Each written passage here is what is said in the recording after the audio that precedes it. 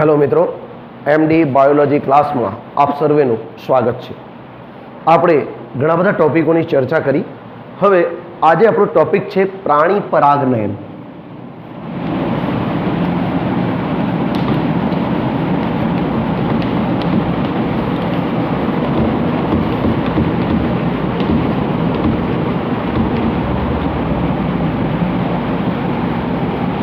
प्राणी परागनयन એટલે કહી શકાય કે પ્રાણીઓ દ્વારા થતું પરાગનયન।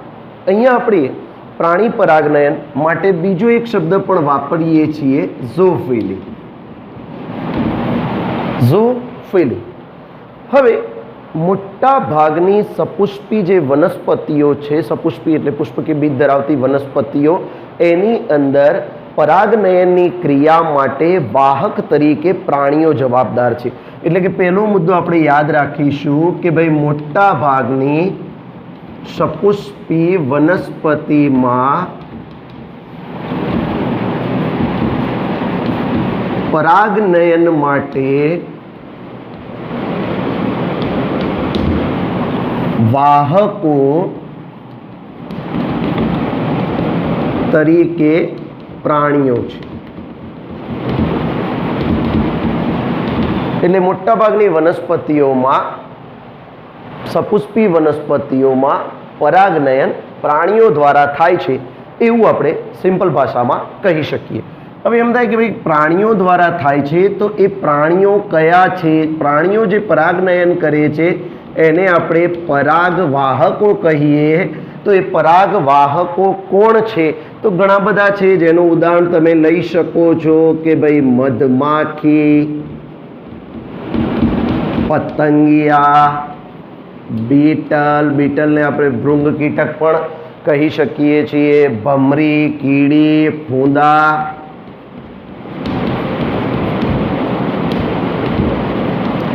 આ તો પરાગવાહકો ખરા જ, સાથે સાથે આપણે એની અંદર પક્ષીઓનો સમાવેશ પણ કરીશું। પક્ષીમાં યાદ રાખવાનું સનબર્ડ અને હમિંગબર્ડ। એટલે કે મધમાખી, પતંગિયા, બીટલ, ભમરી, કીડી, ફૂંદા, પક્ષીઓ, ચામાચીડિયા વગેરે।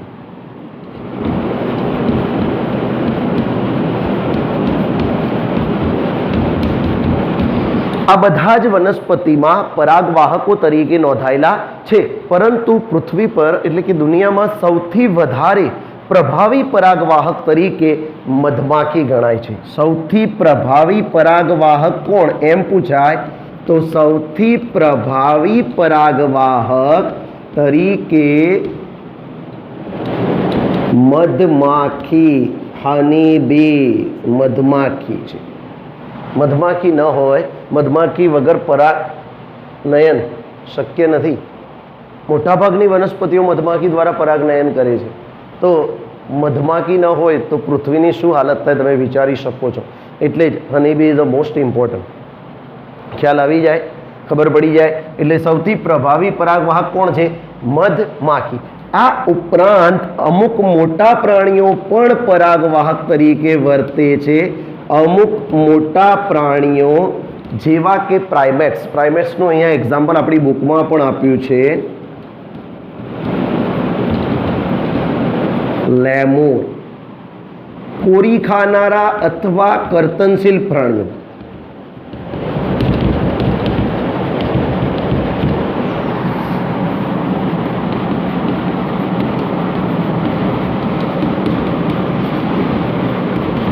કોરી ખાનારા અથવા જે કર્તનશીલ પ્રાણીઓ છે એ પ્રાણીઓ, સાથે સાથે રોડન્ટ્સ, સાથે સાથે સરીસૃપો। સરીસૃપોના અહીંયા ઉદાહરણ આપણે યાદ રાખીશું। એક છે ગેકો ગરુડી અને બીજું છે ગાર્ડન લિઝાર્ડ।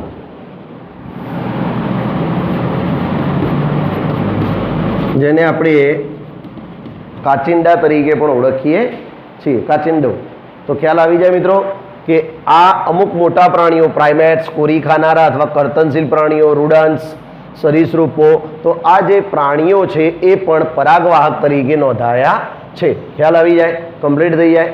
હવે એમ થાય કે થોડુંક એક્સ્ટ્રા માહિતી પણ આપણે જાણવી જોઈએ કે ભાઈ પક્ષીઓ દ્વારા આ જે ટોપિક છે પક્ષી અને ચામાચીડિયા, આ બે વસ્તુ માટે હું થોડુંક એક્સ્ટ્રા વાત કરું કે પક્ષી દ્વારા જે પરાગનયન થાય છે, સનબર્ડ અને હમિંગ બર્ડ, એની અંદર તમારે યાદ રાખવાનું સીમડો, પીળી કરેણ અને કુમારપાઠું, એલોવેરા. આ એલોવેરાની અંદર અથવા સીમડાની અંદર પક્ષી દ્વારા પરાગનયન થાય છે. આ યાદ રાખજો, આ નીટ માટે છે એટલે આપણે એક્સ્ટ્રામાં એને લખીશું કે પક્ષી દ્વારા પરાગનયન થતું હોય એવું ઉદાહરણ આપો. કોના દ્વારા? પક્ષી દ્વારા. તો એનું ઉદાહરણ કયું છે? સીમડો. અને અહીંયા બીજું આપેલું છે કુંવારપાઠું. તો એને આપણે યાદ રાખીશું, જે નીટ માટે હાઇલાઇટ કરીએ છીએ. સાથે સાથે આપણા જોડે બીજો એક મુદ્દો છે કે ચામાચીડિયા દ્વારા પરાગનયન થતું હોય એવું કોઈ ઉદાહરણ. તો એવા ઉદાહરણમાં હું અહીંયા લખું છું કે ભાઈ ચામાચીડિયા દ્વારા જો પરાગનયન થાય, ચાચી દ્વારા, ચાચી એટલે ચામાચીડિયા દ્વારા પરાગનયન થાય તો એનું ઉદાહરણ તમારે યાદ રાખવાનું કાઇઝેલિયા. કાઇઝેલિયા નામની જે વનસ્પતિ છે એમાં ચામાચીડિયા દ્વારા પરાગનયનની ક્રિયા થાય છે. તો આ બંને પ્રશ્નો આપણે ધ્યાનમાં રાખીશું. આપણી બુકમાં ભલે નથી પણ આપણે યાદ રાખવાના, જે આપણા કામ લાગશે. ઓકે મિત્રો, ખ્યાલ આવી જાય. બીજું સાથે સાથે અહીંયા એક ક્વેશ્ચન છે, ચામાચીડિયા દ્વારા જે પરાગનયનની અહીંયા જે વાત કરે છે, તો ચામાચીડિયું એ ભલે વૃક્ષ પર રહે છે પરંતુ તે સસ્તન છે, સસ્તન પ્રાણી છે. એટલે ખાસ પરીક્ષામાં અમુક વખત એમ થાય કે નીચે પૈકી સસ્તન પ્રાણી દ્વારા પરાગનયન થતું હોય એવી વનસ્પતિ કઈ છે? તો વિકલ્પમાં કાઇઝેલિયા આપેલું જ હશે. ઓકે મિત્રો, ખ્યાલ આવી જાય, ક્લિયર થઈ જાય. દરેક વસ્તુ હું સ્પષ્ટ કરી રહ્યો છું, તમે ધ્યાન રાખજો કે કયો મુદ્દો ક્યાંથી પૂછાઈ શકે છે અને આપણને બધું જ આવડશે, ગભરાવાની જરૂર નથી. હવે આપણે એનસીઈઆરટીને પણ ફોલો કરીએ, સાથે સાથે આપણે એક્સ્ટ્રા મુદ્દા જોઈએ કે જે નીટ માટે પણ કામ થાય છે. હવે એમ થાય કે સાહેબ કેમ આવું થતું હશે કે પ્રાણી દ્વારા જ પરાગનયન થાય?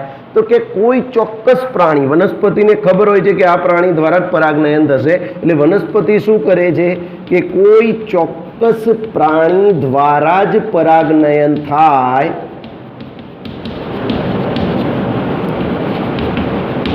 તે માટે વનસ્પતિ ચોક્કસ પ્રકારના અનુકૂલનો કેળવે છે. સમજો, કોઈ ચોક્કસ પ્રાણી દ્વારા જ પરાગનયન થાય એ માટે વનસ્પતિ ચોક્કસ પ્રકારના અનુકૂલનો કેળવે છે, જેના કારણે એ ચોક્કસ પ્રાણી જ એના તરફ આકર્ષાય અને પરાગનયનની ક્રિયા થાય. ઓકે મિત્રો, ખ્યાલ આવી જાય. આ જે ટોપિક છે એને આપણે પ્રાણી પરાગનયન કહીશું. આપણી બુકની અંદર પ્રાણી પરાગનયનની અંદર જ બધો સમાવેશ કરેલો છે, પરંતુ આ એક પ્રાણી પરાગનયન પછી હું એની અંદર એક પેટા ટોપિક કીટક પરાગનયન ઉમેરવા ચાહું છું. એટલે આ ક્લિયર થઈ જાય, ખ્યાલ આવી ગયો હોય તો હવે એની અંદર પેટા પ્રકારની અંદર આપણે કીટક પરાગનયન કરીને અલગ ટાઇટલ આપીએ, જેથી આપણે કોઈ પણ પ્રકારની ક્વેરી ઉત્પન્ન ન થાય. ખ્યાલ આવી જાય. ઓકે મિત્રો, ખ્યાલ આવી જાય. પણ કીટકોનો સમાવેશ પણ કરવાનો તો કોની અંદર છે? પ્રાણી પરાગનયનમાં. તમારે સળંગ જ લખવાનું, પણ સમજ ખાતર હું અહીંયા તમને આ પૂરું પાડું છું. ઓકે, હવે જે આપણો મુદ્દો છે નેક્સ્ટ ટોપિક જેને આપણે એડ કરીએ છીએ, આ ક્લિયર થઈ ગયું હશે. હવે હું એની અંદર જે એડ કરું છું એ જે મુદ્દો છે મારો કીટક પરાગનયન, પેટા ટોપિક છે પ્રાણી પરાગનયનની અંદરનો જ, જેનું નામ છે કીટક પરાગનયન.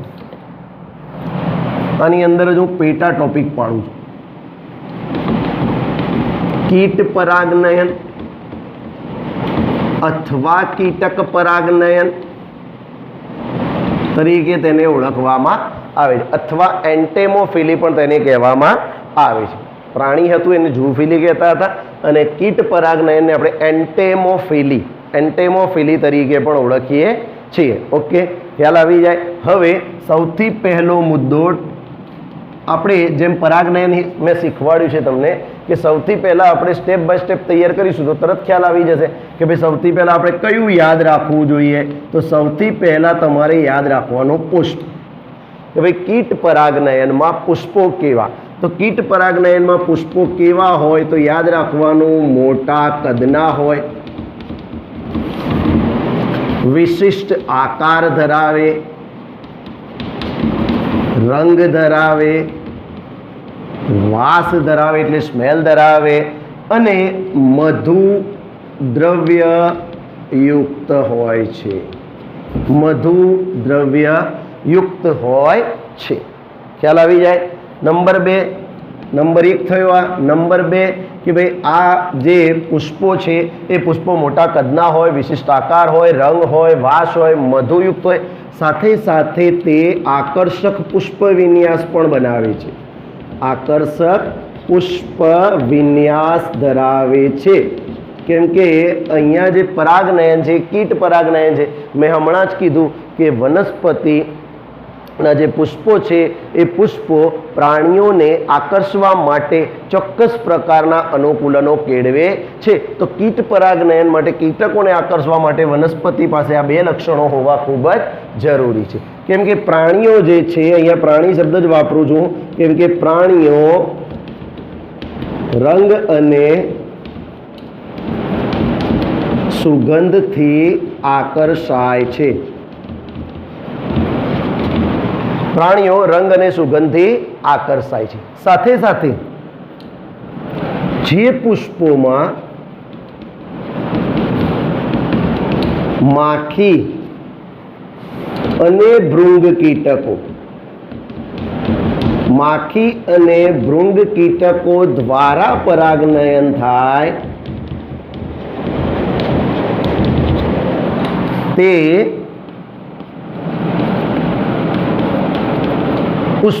પુષ્પો લખજો. તે પુષ્પો વિશિષ્ટ વાસ ઉત્પન્ન કરે છે.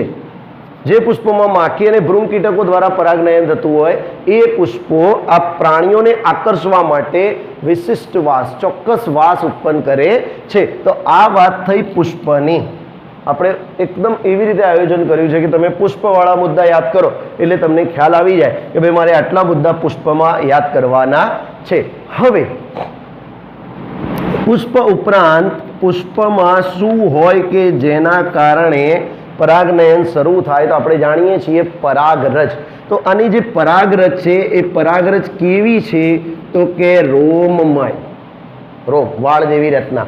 કંટકીય પરાગરજ મેં આગળ એક પ્રકરણ નંબર 1 માં બતાવી હતી. રોમમય, કંટકીય, સાથે સાથે ચિકાસયુક્ત. રોમમય, કંટકીય અને ચિકાસયુક્ત. તમને પ્રશ્ન થશે કે સાહેબ ચિકાસયુક્ત કેમ હોય? તો સીધી સાદી વસ્તુ છે, પરાગનયન કીટક દ્વારા થાય છે. એટલે સિમ્પલ વસ્તુ છે. એક સિમ્પલ વસ્તુ લઈએ કે આ પુષ્પ છે, આ પુષ્પ પર કોઈ કીટક આવે છે, કોઈ કીટક આવે છે ત્યારે એ પુષ્પની અંદર જ્યારે રસ ચૂસવા આવે છે, સુગંધથી આકર્ષાય છે, ત્યારે પરાગરજ જો ચિકાસયુક્ત હશે તો એ ચિકાસયુક્ત પરાગરજ એના શરીર સાથે ચોંટી જાય છે. ચિકાસયુક્ત હોવાથી શું થાય? તો કે પરાગરજ કીટકના શરીર સાથે ચોંટી જાય. પરાગરજ કીટકના શરીર સાથે શું થાય મિત્રો? ચોંટી જાય. ઓકે, ખ્યાલ આવી જાય. સાથે સાથે બીજો મુદ્દો કે ભાઈ પરાગરજ કેટલા પ્રમાણમાં ઉત્પન્ન થાય? તો કે પરાગરજ અહીં ઓછા પ્રમાણમાં ઉત્પન્ન થાય, ઓછા પ્રમાણમાં ઉત્પન્ન થાય. પરાગરજ કેટલા પ્રમાણમાં ઉત્પન્ન થાય છે? ઓછા પ્રમાણમાં. કેમ ઓછા પ્રમાણમાં ઉત્પન્ન થાય? કેમ કે એની એક કન્ડિશન છે કે કીટક પુષ્પ પર બેસે તો જ પરાગરજનું સ્થળાંતરણ થાય. એટલે વ્યયની સંભાવના નહિવત. વ્યયની સંભાવના નહિવત. અહીંયા વ્યય ખૂબ ઓછો થાય છે, વ્યય થતો નથી, કેમ કે કીટક પુષ્પ પર બેસશે તો જ પરાગનયનની ક્રિયા થવાની છે, નહીં તો પરાગનયનની ક્રિયા થવાની નથી. તો વ્યયની સંભાવના કેવી? 0, નહિવત, વેરી લેસ. ખ્યાલ આવી જાય? તો આ કીટ પરાગનયનની અંદર આપણે પુષ્પ અને પરાગરજવાળા જો મુદ્દા તમે ધ્યાનથી જોશો તો તમને તરત જ ખ્યાલ આવી જશે. બોલો મિત્રો, ખ્યાલ આવી ગયો? આ આખો જે મુદ્દો હતો એ પ્રાણી પરાગનયન છે. પણ અહીંયા તમે જો અભ્યાસ કરશો તો તમને અહીંયા એક આંતર સંબંધનો પણ અભ્યાસ કરવા મળશે, જેને આપણે જોઈએ છીએ એની અંદર જ છે કે હવે જે ત્રીજો મુદ્દો છે કે પ્રાણી પરાગનયનનો આંતર સંબંધ. અહીંયા ખ્યાલ આવી ગયો છે, પુષ્પ તો ખ્યાલ આવી ગયું. પરાગરજમાં સીધી વાત યાદ રાખજો, રોમમય, કંટકીય અને ચિકાસયુક્ત. બરાબર? એટલે અહીંયા યાદ રાખવાનું રોકચી પરાગરજ છે. રોકચી પરાગરજ.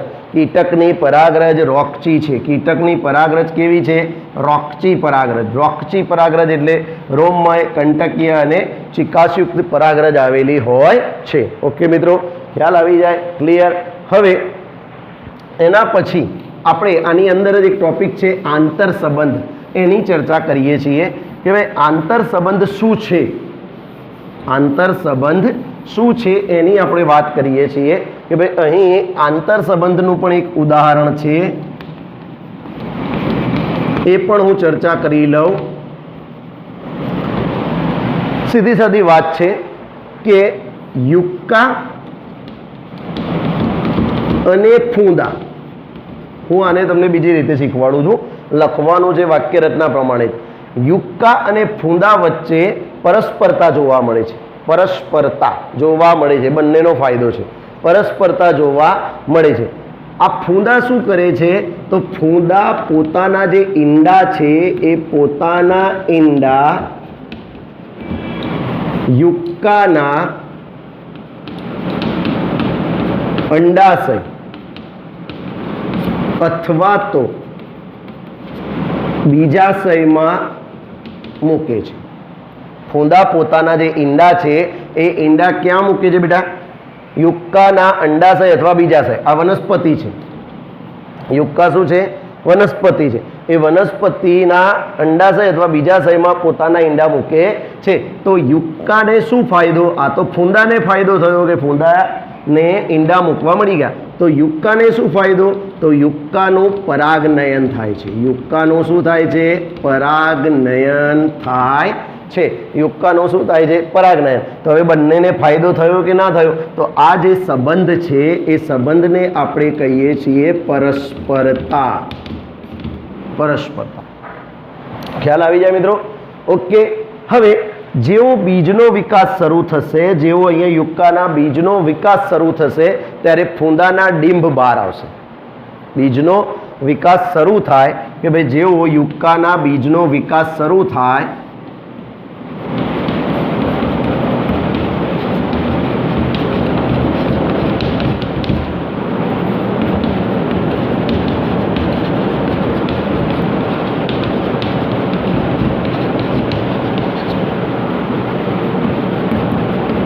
એટલે ફૂંદાના ડીંભ જે છે એ ડીંભ ક્યાં આવશે? બહાર આવે છે. એટલે કે એની અંદર જ એના ડીંભ તૈયાર થાય છે. આવું ઉદાહરણ એમોર્ફોફિલસ. એમોર્ફોફિલસ. એમોર્ફોફિલસ. એમોર્ફોફિલસ યાદ રાખજો. એમોર્ફોફિલસમાં જોવા મળે છે. યુક્કા એમોર્ફોફિલસની અંદર આ ઉદાહરણ જોવા મળે છે. ઊંચો પુષ્પ વિન્યાસ પણ છે, એ પણ યાદ રાખવાનો. 6 ફૂટ ઊંચા પુષ્પો છે. અહીંયા 6 ફૂટ ઊંચા પુષ્પો તમને જોવા મળે છે, એ પણ આપણે યાદ રાખીશું. તો આ આખી જે બાબત છે, કદાચ એમ પૂછાઈ જાય કે ભાઈ પરસ્પરતા, પરાગનયનના સંદર્ભમાં પરસ્પરતાનું ઉદાહરણ સમજાવો. તો આપણે આ ઉદાહરણ આરામથી સમજાવી શકીએ છીએ. બરાબર? યુક્કા વનસ્પતિ છે, બરાબર, અને ઇન્ડિયામાં કસાવા પણ કહે છે. અહીંયા યુક્કા અને સાથે એમોર્ફોફિલસ જે છે એના અંદર 6 ફૂટ ઊંચા પુષ્પો આવેલા હોય છે. ખ્યાલ આવી ગયો મિત્રો? ખબર પડી ગઈ? બરાબર. તો આ એક મુદ્દો હતો આંતર સંબંધ. ખ્યાલ આવી જાય? હવે એક લાસ્ટ ટોપિક આની અંદર આપેલો છે સરસ મજાનો, કે એમ કહે છે કે ભાઈ તમે તમારા વિસ્તારમાં ઉગતી વનસ્પતિઓની મુલાકાત લો. જેટલી પણ વનસ્પતિ તમને જોવા મળતી હોય, હવે મને ગુલાબનો છોડ જોવા મળે છે, મને લીંબુ જોવા મળે છે, મને કાકડી જોવા મળે છે, મને નારંગી જોવા મળે છે, મને જુદી જુદી પપૈયા જોવા મળે છે, મને દિવેલા જોવા મળે છે, મને મકાઈ જોવા મળે છે, મને કાકડી જોવા મળે છે, મને આંબો જોવા મળે છે. લોટ્સ ઓફ પ્લાન્ટ્સ આપણા આજુબાજુ છે. જુદી જુદી વનસ્પતિઓની તમે મુલાકાત લો, એમ કહે છે. મુલાકાત લો અને એમનું ધ્યાન રાખો, એમનું રજીસ્ટર કરો, તૈયાર કરો કે ભાઈ કઈ વનસ્પતિ પર કયું પ્રાણી આવ્યું, કઈ વનસ્પતિ પર કયું પ્રાણી આવ્યું એની નોંધ કરો. કયું વનસ્પતિ પરાગાશય અને પરાગાસનના સંપર્કમાં આવ્યું એની નોંધ કરો અને એ બાબતને તમે જાણો. પણ આપણે એના કરતાં એક પ્રશ્ન અહીંયા જરૂરી છે કે ક્વેશ્ચન જે છે એની વાત કરું છું કે કેટલાક કીટકો અથવા તો કેટલાક પ્રાણીઓ એવા છે કે જે પુષ્પની મુલાકાત લે છે, પુષ્પમાંથી મધુરસ ચૂસે છે અને પરાગનયન કરતા નથી. પુષ્પમાંથી મધુરસ ચૂસે છે પણ પરાગનયન કરતા નથી. તેમને રોબર્સ અથવા લૂંટારા તરીકે ઓળખવામાં આવે છે, જેને પરાગરજના લૂંટારા કહે છે. પરાગરજના લૂંટારા તરીકે અથવા પરાગરજના રોબર તરીકે ઓળખવામાં આવે છે. તે પુષ્પ પર આવે છે, પરાગરજ એમના શરીર પર ચોંટી જાય છે, સાથે સાથે તે મધુરસ ચૂસે છે પણ બીજા પુષ્પ પર જઈને બેસતા નથી. એટલે જે પરાગરજ હતી એ વેસ્ટ ગઈ, એના કારણે તેમને પરાગરજના લૂંટારા તરીકે ઓળખવામાં આવે છે. ઓકે મિત્રો, ખ્યાલ આવી જાય? બહુ સરસ રીતે સમજાવવા પ્રયત્ન કર્યો છે. ખૂબ મજા આવશે, સમજણ પડી જશે. ધ્યાન રાખજો, આ ઓનલાઈન ક્લાસ છે પણ તમે ઘરમાં પણ બેસીને જેમ ક્લાસમાં બેસીને ભણતા હોય એવું તમને ફીલ થશે. એવું મને ઘણા બધા વિદ્યાર્થીઓએ કીધું છે. તમારા માટે જ આ કામ કરી રહ્યો છું. સબસ્ક્રાઈબ કરજો. જ્યારે જ્યારે જરૂર લાગે you can ask me. Thank you very much.